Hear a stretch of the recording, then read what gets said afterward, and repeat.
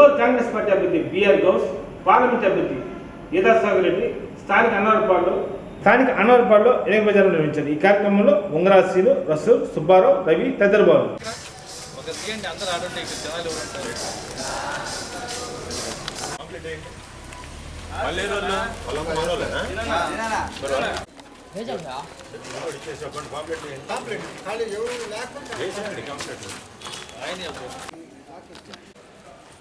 మీరు ఎక్కడికమ్మా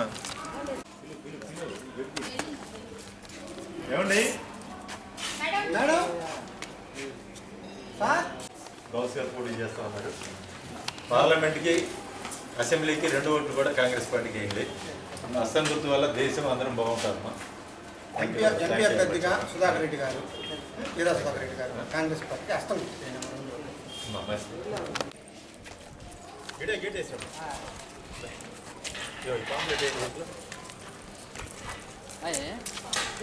దీంట్లో పాంప్లెట్ ఏంటమ్మా?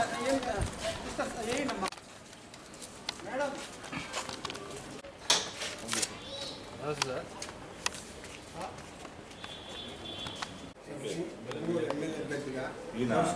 రెడ్డి గారికి రెడ్డి గారు ఎంపీ గారు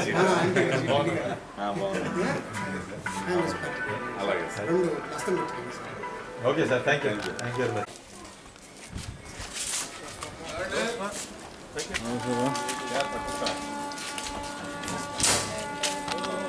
నమస్తే అమ్మా. అస్సాం గుర్తు కోట్ చేయండి. కాంగ్రెస్ పార్టీ అభ్యర్థి ఒంగోలు తరఫున పోటీ చేస్తూ ఉన్నారు. అది సార్ పాంప్లెట్ మ్యానుఫ్యాక్చర్ జరుగుతుంది. Thank you.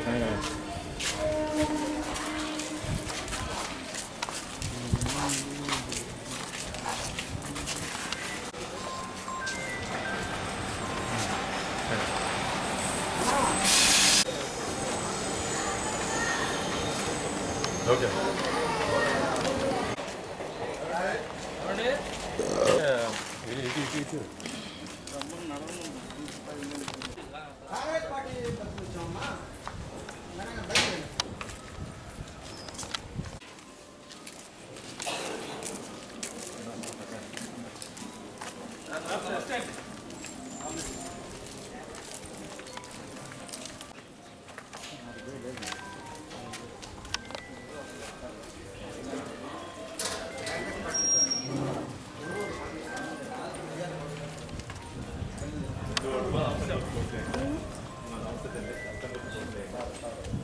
నమస్తే సార్. అస్సాం గుర్తు కోట్లు ఏమని చెప్పారు? మొత్తం నిలబడి ఉన్నారు. ఆయన పిలుచుకోవాలి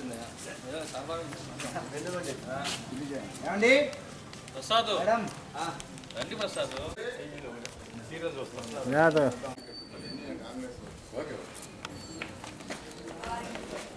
సందేశండి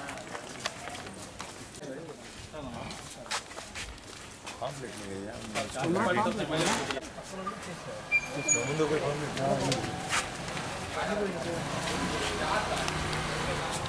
హస్తం గుర్తు కోట్లు వేయండి. 2 ఓట్లు కూడా హస్తం గుర్తు కోట్లు వేయండి సార్.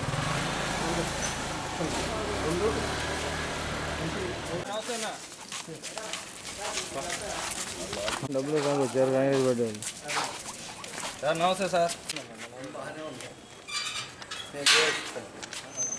నమస్తే.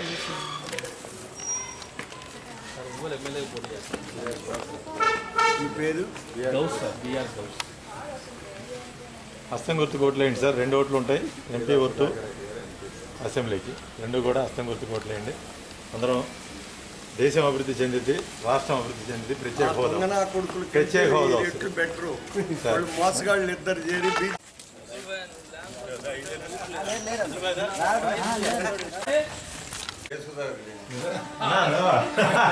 లైట్ ఇంటి పడతా ఉంటే కాదు. ఇంకేం విశేషాలు? మన గుర్తు, పాత గుర్తు, హస్తం గుర్తు. ఈ వృత్తిలోనే పుట్టాలే మనం. అదే కొన్ని పరిస్థితులు మారినందువల్ల మా కొద్దిగా గ్యాప్లు వచ్చినాయి. కానీ ఈ ఎలక్షన్ లో ఎట్లుందో ఒక్కొక్క నెక్స్ట్ ఎలక్షన్ గ్రూప్ గా ఉంటుంది. ఓపెన్ మాట. ఇప్పుడు ఏంటంటే బతికి పుల్లు పోసుకుంటది. వచ్చే ఎలక్షన్ కి బాగుంటుంది. మీలాంటి పెద్దవాళ్ళందరూ థ్యాంక్ యూ. నమస్తే అమ్మా. కాంగ్రెస్ పార్టీ నుంచి వస్తున్నాం తల్లి. హస్తం గుర్తు కోట్లేమని చెప్పి అడుగుతున్నాము. 2 ఓట్లు కూడా కాంగ్రెస్ పార్టీకి హస్తం గుర్తు కోట్లేదు. థ్యాంక్ యూ అమ్మా, థ్యాంక్ యూ. ఆట గుర్తమ్మా.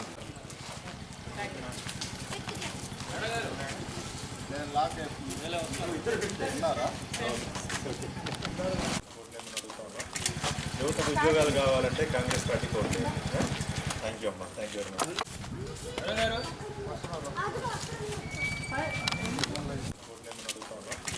యువతకు ఉద్యోగాలు కావాలంటే కాంగ్రెస్ పార్టీ కోట్లేదు. థ్యాంక్ యూ అమ్మా, థ్యాంక్ యూ వెరీ మచ్. గెలిపిస్తే నా పేరు గౌస్ సాలిడ్ ఓటు అదే यादव का हम सबको बोलो गाँव में याद करो. CA NRC लाते को देखते हैं बीजेपी वाले और उनको टिकाने के तो कांग्रेस पार्टी से करता. एक बार मदद करो हमारी. పెద్దమ్మ నెలకి 8,500 కాంగ్రెస్ పార్టీ పెన్షన్ ఖచ్చితంగా 8,500 ఇస్తారు. బిడ్డలకు ఉచిత విద్య ఉంటుంది. ఎంతమంది పిల్లలు ఉంటే అంతమందికి ఉచిత విద్య, పీజీ వరకు ఎంతవరకు చదువుకుంటే అంతవరకు. సెంట్రల్ వైడ్ పాలసీ పెట్టిందమ్మా కాంగ్రెస్ పార్టీ. పిల్లలకి ఉచితంగా విద్యను అందించాలి. ఆ విద్య అనేది ఉంటేనే వాళ్ళ జీవితాలు బాగుంటాయి కనుక ఉచిత విద్య అందరికీ. ఒకసారి ఓటేసి ఆశీర్వదించమ్మా. ఇప్పుడు మీకు అందుబాటులో గౌస్ మేము ఇంకో కాంగ్రెస్ పార్టీ తరఫు ఎమ్మెల్యే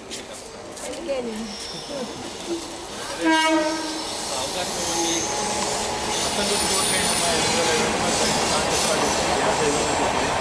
పిల్లలందరికీ ఉచిత విద్య, ఎంతమంది పిల్లలు ఉంటే అంతమందికి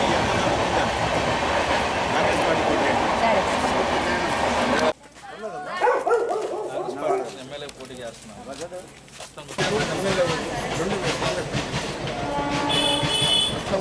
ఈరోజు కాంగ్రెస్ పార్టీ ఎన్నికల ప్రచారంలో భాగంగా అన్నవరపాడులో ప్రజలను కలిసి వారి వద్దకు వెళ్ళి కాంగ్రెస్ పార్టీకి ఓటు వేయమని చెప్పి మేము ఓట్లు అభ్యర్థించడం జరిగింది. ప్రజల నుంచి నిజంగా విశేష స్పందన వస్తుంది. వారు అంటున్నారు 10 సంవత్సరాల్లో ఇలాగే వచ్చి మా దగ్గర చాలామంది ఓట్లు వేయించుకున్నారు, వెళ్ళారండి. అధికారంలోకి వచ్చిన తర్వాత ఏ పార్టీ ఎమ్మెల్యే కూడా మా దగ్గరికి వచ్చి మా సమస్యలు పట్టించుకోవట్లేదని చెప్పి. అదేవిధంగా ఈరోజు మేము కాంగ్రెస్ పార్టీ మేనిఫెస్టోలో పెట్టాం KG to PG ఉచిత విద్య అని చెప్పి. ఇంతకుముందు కాంగ్రెస్ పార్టీ అధికారంలో ఉన్నప్పుడు సకాలంలో ఫీజు రియంబర్స్మెంట్ ఇచ్చింది, సకాలంలో స్కాలర్షిప్లు ఇచ్చింది. ఈరోజు చాలా కాలేజీల్లో మేము ఎంక్వైరీ చేస్తుంటే మా దృష్టి కొన్ని సమస్యలు వస్తే మేము చాలా నిర్గంతపోతున్నాము. అసలు ఇలా ఉందా పరిస్థితి అని చెప్పి. హాస్టళ్లలో విద్యార్థులకి మెస్సు బిల్లులు పడకపోతే ఈరోజు దాకా స్కాలర్షిప్లు హాస్టళ్ళకి సెలవు ఇచ్చేసి పిల్లకాయలు ఇంటికి పంపించేస్తున్నారు యాజమాన్యాలు భరాయించలేక. వాళ్ళు డబ్బులు కట్టే పరిస్థితిలో లేరు, గవర్నమెంట్ డబ్బులు ఇవ్వట్లేదు సకాలంలో, మేము వాళ్ళని పోషించలేము అని చెప్పి. ఇటువంటి దుర్పరిస్థితుల్లో ఈరోజు రాష్ట్రంలో ప్రభుత్వం ఉంది. ఇంకో పక్క చూస్తే ఈ రాష్ట్రంలో పెద్ద డ్రామా జరుగుతుంది. ఇంతకుముందు చంద్రబాబు నాయుడు గారు జన్మభూమి కమిటీలను పెట్టి వారి కార్యకర్తల్ని ప్రోత్సహిస్తూ ఏదో ప్రభుత్వంలో భాగస్వాములు చేస్తే దాన్ని తప్పుపడితే అధికారంలో వచ్చిన వైసీపీ ఈరోజు వాలంటీర్ వ్యవస్థను తీసుకుని వస్తే ఈ వాలంటీర్ వ్యవస్థ మీద పెద్ద డ్రామా ఈ రాష్ట్రంలో ఈరోజు. కొద్దిసేపు ఏమో వాళ్ళు రాజీనామా చేస్తామంటారు, కొద్దిసేపు ఏమో వాళ్ళే ఉద్యోగులు అంటారు, కొద్దిసేపు ఉద్యోగాలు రాజీనామా చేసి మళ్ళీ కార్యకర్తలకు తిరుగుతామంటారు. ఈ రాష్ట్రంలో ఏం జరుగుతుందో అర్థం కావట్లేదు. నిన్నటిదాకా ప్రభుత్వంలో భాగస్వాములు ఉన్న వాలంటీర్లు వాళ్ళు ఉద్యోగాలకి రాజీనామాలు చేసి ఈరోజు కార్యకర్తలాగా ప్రజల మధ్యలో తిరిగి ప్రజల్ని మభ్యపెట్టి వాళ్ళ ఇళ్ళకి వెళ్ళి బెదిరించడం జరుగుతుంది. నిన్న ఒంగోలు నగరంలో చూసినట్టయితే గత 30 సంవత్సరాల్లో ఒంగోలు నగరంలో ఈ రోజు దాకా జరిగిన పరిణామం. 2 పార్టీలు విచక్షణారహితంగా కొట్టుకొని ప్రాణాలు పోలేదు కానీ దాదాపు ప్రాణాలు పోయేంత పని. ఒక మనిషిని 30-40 మంది మూకుముడిగా వచ్చి దాడి చేయటం. దీని కారకులు ఎవరురా అంటే ఒక వాలంటీరు రాజీనామా చేశాను అని చెప్పి చెబుతూ ఇళ్ళ దగ్గరికి వెళ్ళి జనాల్ని భయభ్రాంతికి గురి చేయటం. మీ అధికారం మేము ఓట్లు లేకపోతే మీకు మేము స్కీములు ఇవ్వము, పథకాలు ఇవ్వమని చెప్పి అక్కడ జరిగిన చిన్న గొడవ ఈరోజు జనాల ప్రాణాల మీద ఇచ్చింది. అక్కడితో ముగిసింది అనుకుంటే నిన్న మళ్ళీ రిమ్స్లో మళ్ళీ అదే గొడవ కంటిన్యూ చేశారు.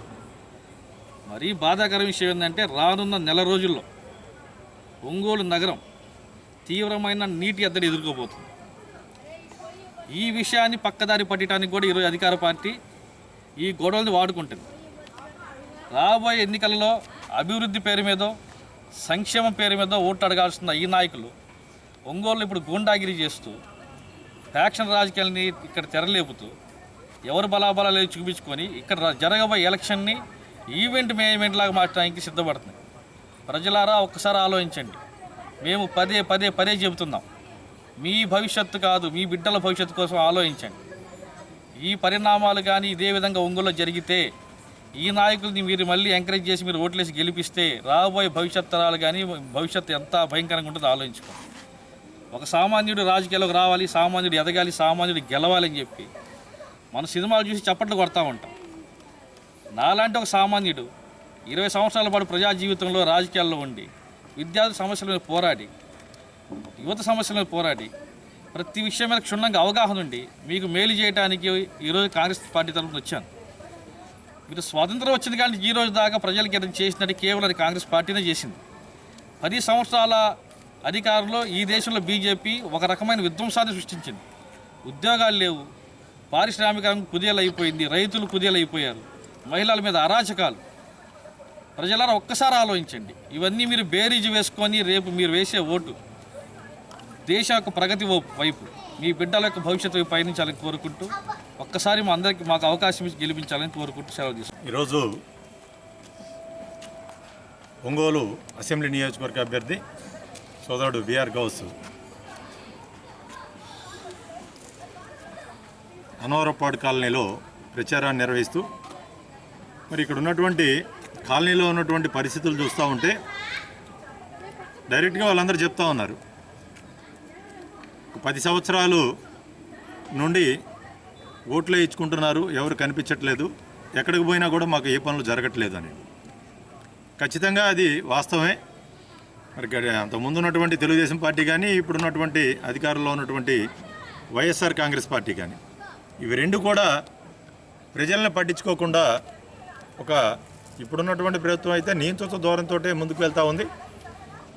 మరి ఇంతకుముందు ఎన్నడూ కూడా జరగనట్టు విధంగా ప్రస్తుతం ఎలక్షన్లని అటు అధికారంలో ఉన్నటువంటి వైసీపీ కావచ్చు, ప్రతిపక్షంలో ఉన్నటువంటి తెలుగుదేశం పార్టీ కావచ్చు, ఒక విధ్వంసాన్ని, గొడవలని సృష్టించి, అంటే వాళ్ళు చేసినటువంటి అభివృద్ధి అనేది ఏమీ లేక, వాళ్ళు చెప్పుకోలేక ప్రజల్ని డైవర్ట్ చేయడానికి, కార్యకర్తల్ని డైవర్ట్ చేయడానికి, అడిగిన వాళ్ళ మీద అంటే మీరు ఏం చేస్తున్నారు, ఏం చేశారు అని అడిగితే వాళ్ళ మీద దాడి చేసేటువంటి ప్రయత్నాలు జరుగుతూ ఉన్నాయి. మరి బాలినేని శ్రీనివాసరెడ్డి గారు నేను ఒక మాట అంటా ఉన్నాడు, ఆయన మా కోడలి జోలికి వచ్చారు, నా కుటుంబం జోలికి వచ్చారు, నేను ఎవరిని వదిలిపెట్టను అని. ఓకే, మరి బాలినేని శ్రీనివాసరెడ్డి గారు జరిగిన గొడవ నా కుటుంబం మీద చేయి వేయటం వల్ల, లేకపోతే నా కుటుంబం జోలికి వచ్చినందువల్ల ఈ గొడవ జరిగిందని చెప్పేసి ఆయన చెప్పాడు. సోదరులారా, నేను ప్రజలను ఒకటి అడుగుతున్నాను, అటు వైసీపీ కార్యకర్తలను కానీ, అటు తెలుగుదేశం పార్టీ కార్యకర్తలను కానీ, కేసు బాలినేని శ్రీనివాసరెడ్డి గారి కుటుంబం ఏమన్నా పోలీస్ స్టేషన్లో పెట్టిందా? లేదు బాలినేని శ్రీనివాసరెడ్డి కుటుంబానికి ఎవరికన్నా దెబ్బలు తగిలినాయా? లేదు దామచర్ల జనార్దన్కి కానీ, జనార్దన్ తరపు బంధువులకు కానీ, లేకపోతే వాళ్ళ కుటుంబ సభ్యులకి ఏమన్నా దెబ్బలు తగిలి వాళ్ళ కుటుంబ సభ్యుల మీద బాలినేని శ్రీనివాసరెడ్డి కానీ, దామచర్ల జనార్దన్ కానీ ఏమన్నా కేసులు పెట్టుకున్నారా? అంటే ఇక్కడ బలైపోతుంది ఎవరు? బలైపోతుంది సామాన్య ప్రజలు, అట్టడుగున్నటువంటి బలహీన వర్గాలు, వాళ్ళతో పాటు తిరుగుతున్నటువంటి యువత. కేసులు వాళ్ళే పెట్టుకుంటున్నారు, వాళ్ళ మీద ఒకరికొకరు కేసులు పెట్టుకొని తలకాయలు పగలు కొట్టుకుంటున్నా, దెబ్బలు తగులుతున్నా, రక్తం చిందిస్తున్నా, అటు వాళ్ళ కోసం వీళ్ళు దెబ్బలు తిని కేసులు కూడా వీళ్ళే పెట్టుకుంటున్నారు. కనీసం చూడండి, ఇప్పుడు బాలినేని శ్రీనివాసరెడ్డి గారు వెళ్ళి వాళ్ళ కోడలు గారు కానీ, వాళ్ళ కొడుకు కానీ కేసు పెట్టలా. కేసు ఎవరు పెట్టారు? ఇక్కడ ఆ పక్కన ఉన్నటువంటి కార్యకర్తలు. గొడవ ఎవరిది? గొడవ ఇయ్యింది, కేసులేమో వాళ్ళయ్యి. మరి ఇది ఎక్కడ న్యాయం అండి? కనీసం పక్కన తిరిగేటువంటి కార్యకర్తలు కానీ, సామాన్య ప్రజలు కానీ ఆలోచించండి ఒక్కసారి. ఏం జరుగుతుంది, ఏం జరిగింది, ఎవరు బలవుతున్నారు అనేటువంటి ఒక అంశాన్ని దృష్టిలో పెట్టుకొని పక్కన ఉండేటువంటి కార్యకర్తలు కూడా ఆలోచించుకోవాలి. వాళ్ళ స్వార్థ రాజకీయ ప్రయోజనాల కోసం ఒక బడుగు బలహీన వర్గాల్ని, పేదల్ని బలి చేస్తున్నారని చెప్పేసి నేను ముఖ్యంగా తెలియజేస్తున్నా. ఇకనైనా సరే ఈ దరిద్రపు రాజకీయం బాలినేని శ్రీనివాసరెడ్డి మానుకోవాలని చెప్పేసి మేము తెలియజేస్తూ ఉన్నాం. మరి రాజకీయం చేయొచ్చు కానీ ఇంత దరిద్రంగా రాజకీయం చేయకూడదు. ఈ 5 సంవత్సరాలు కాదు, గడిచినటువంటి నువ్వు 5 సార్లు ఎమ్మెల్యేగా ఎన్నికయ్యావు, 20 సంవత్సరాల్లో నువ్వు చేసిన ప్రగతి ఏందో నువ్వు ప్రజలకు చెప్పు, ప్రజలకు చెప్పి ఓటు అడుగు. దాన్ని హర్షిస్తారు కానీ నువ్వేదో నా కుటుంబం మీద వచ్చారు, నువ్వు చేసినటువంటి అభివృద్ధి చెప్పుకోలేక ఈ డైవర్షన్ పాలిటిక్స్ చేయడం అనేది తప్పు అని చెప్పేసి మేము తెలియజేస్తూ ఒంగోలు ప్రజలు విఘ్నులు. ఒకసారి ఆలోచించండి. మరి కాంగ్రెస్ పార్టీ ఇచ్చినటువంటి మేనిఫెస్టోని క్షుణ్ణంగా చదవండి. రాష్ట్రానికి ప్రత్యేక హోదా 10 సంవత్సరాలు కాంగ్రెస్ పార్టీ ఇస్తాననేది. మరి రాష్ట్రానికి ప్రయోజనాలు కావాలన్నా ఈరోజు రాష్ట్రంలో కొన్ని లక్షల మంది యువత వాళ్ళ చదువు పూర్తి అయిపోయి వాళ్ళు బయటకు వచ్చి ఉద్యోగాలు లేకుండా వాళ్ళు విదేశాలకు కానీ పక్క రాష్ట్రాలకు కానీ వెళ్ళిపోతూ ఉంటే చాలా బాధ కలుగుతూ ఉంది. మరి నిరుద్యోగం రూపుమారడానికి మరి జగన్మోహన్ రెడ్డి చేసింది ఏంది? బాలినేని శ్రీనివాసరెడ్డి ఇక్కడ కనీసం ఒక ఇండస్ట్రీని తీసుకొని వచ్చాడని చెప్పేసి మేము కాంగ్రెస్ పార్టీ తరఫున డిమాండ్ చేస్తూ ఉన్నాం. 2,30,30,000 ఉద్యోగాలు ఖాళీలు ప్రభుత్వ రంగ సంస్థల్లో ఖాళీగా ఉంటే జగన్మోహన్ రెడ్డి గారు ఒక్క ఖాళీని కూడా భర్తీ చేయలేదు ఈ 5 సంవత్సరాల్లో. డిఎస్సి వేస్తాడు, ప్రతి సంవత్సరం జాబ్ క్యాలెండర్ రిలీజ్ చేస్తాడు. మరి ఈ రోజుకి 1 సంవత్సరం అయినా సరే నువ్వు జాబ్ క్యాలెండర్ రిలీజ్ చేసావా, యువతకి న్యాయం చేసావని చెప్పేసి మేము కాంగ్రెస్ పార్టీ తరఫున డిమాండ్ చేస్తున్నాం. కనుక కాంగ్రెస్ పార్టీ వస్తేనే యువతకు మేలు జరిగిద్ది.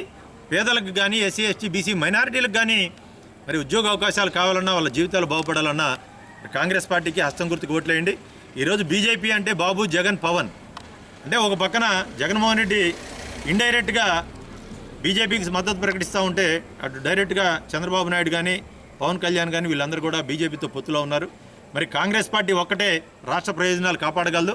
కాంగ్రెస్ పార్టీని ఆదరించి హస్తం గుర్తుకు ఓట్లేసి ఎమ్మెల్యే అభ్యర్థిని ఎంపీ అభ్యర్థిని గెలిపించాలని చెప్పేసి కోరుకుంటాం. ఈరోజు అన్నవరపాడు ఏరియాలో ఒంగోలు అభ్యర్థిని బిఆర్ గౌస్ గారిని తీసుకొని ఇంటిల్లు కలిగి తిరిగి ఓట్లు అభ్యర్థించాము. ఈ ఓట్ల అభ్యర్థనలో మేము ఎప్పుడైతే తిరగటం మొదలుపెట్టామో కొంతమంది మహిళలు వాటంగా బయటకు వచ్చి ఎంతో ఆదరించి ఇళ్లలోకి ఆహ్వానించడం చూశాము. వాళ్ళ బాధలు ఇప్పుడు దాకా పడ్డ బాధలన్నీ విన్నవించుకున్నారు. మేము సామరస్యంగా విన్నాము. మా పార్టీని గెలిపిస్తే ఇటువంటి సమస్యల నుంచి బయటపడేస్తామని వాళ్ళకి హామీ ఇవ్వటం జరిగింది. ఈ హామీ కాకుండా ఈ విపరీతమైన రేట్లు కడుపు బలహీన వర్గాలు జీవించడానికి ఎంతో కష్టంగా పరిణమించిన ఈ పరిస్థితులన్నీ వెంటనే రూపుమాసిపోతాయి. కనుక కాంగ్రెస్ పార్టీని ఓటేసి మా అభ్యర్థి గౌస్ గారిని గెలిపించుకుని ప్రజలకు